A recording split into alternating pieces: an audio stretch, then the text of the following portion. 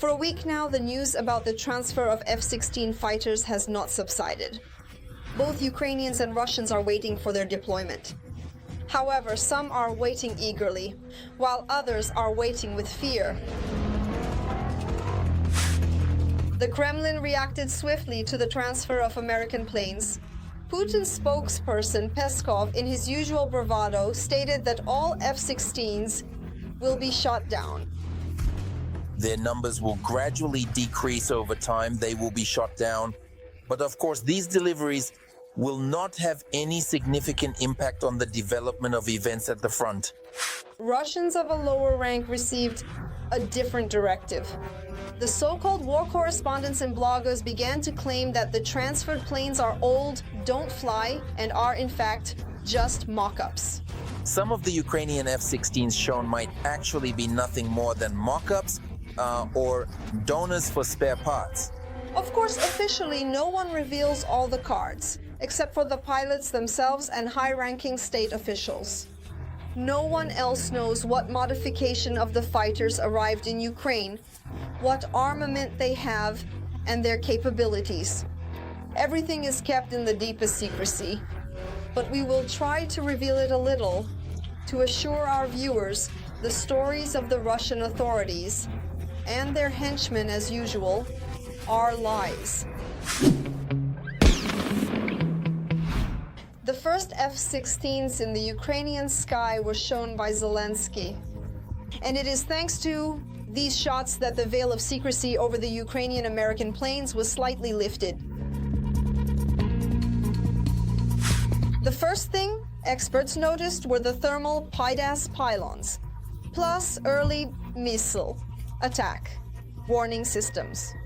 All fighter jets of the countries participating in the European air forces are equipped with such technology.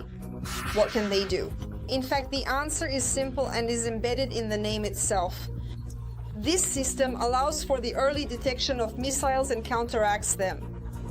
It consists of 6 sensors and a computer that transmits threat information to the counteraction control system in the pilot's cockpit.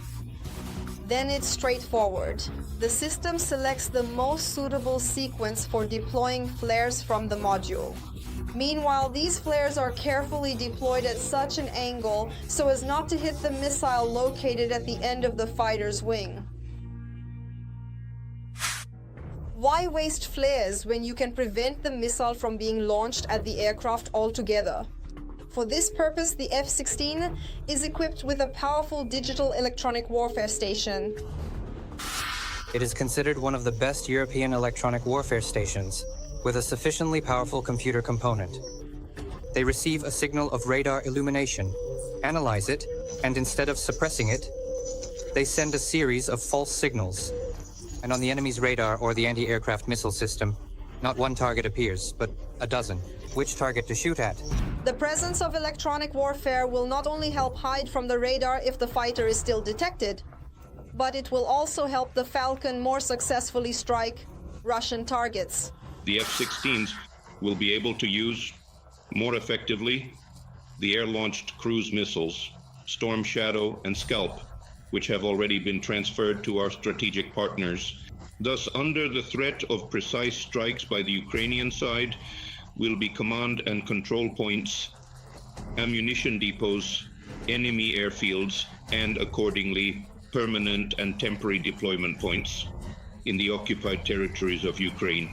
The media also noticed Israeli technologies under the wing of the newly arrived Ukrainian F-16s.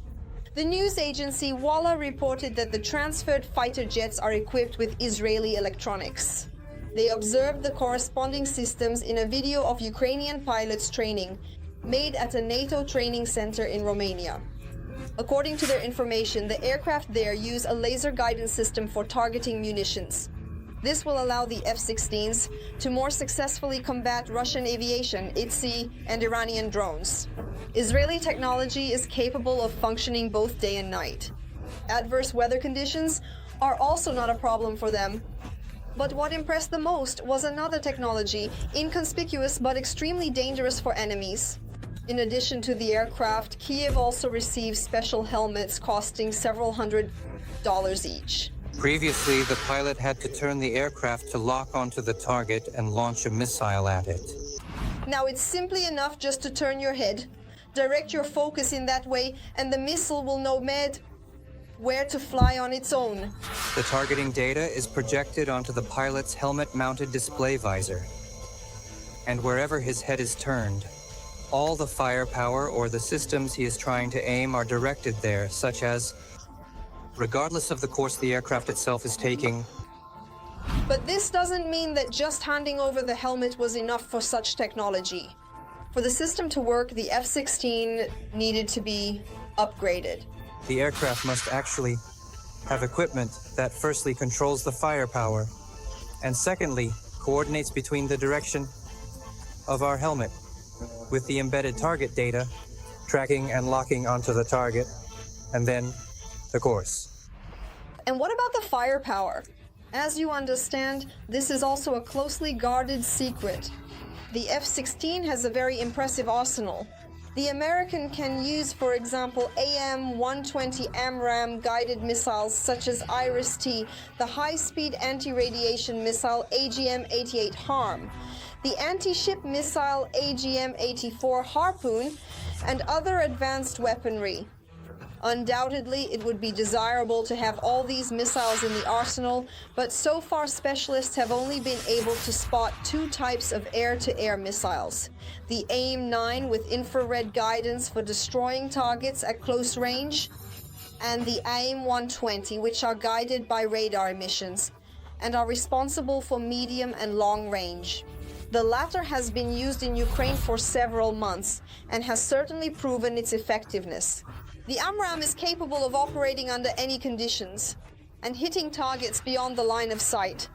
Its range depends on the modification. The missile can hit a target at a distance of just over 50 kilometers or up to 180 kilometers. Besides the armament and technical details, another important aspect was noticed in the F-16s delivered to Ukraine. These are the additional fuel tanks. And there are two possibilities here. Before, either the F-16s will be based outside of Ukraine, or the additional tanks are needed for entirely different purposes.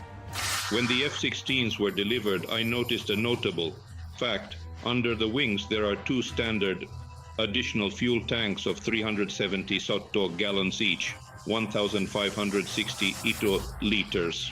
And this indicates that the theater of operations involving the F-16s, I emphasize again, and the geography of their use, is initially calculated not only for the airspace of Ukraine.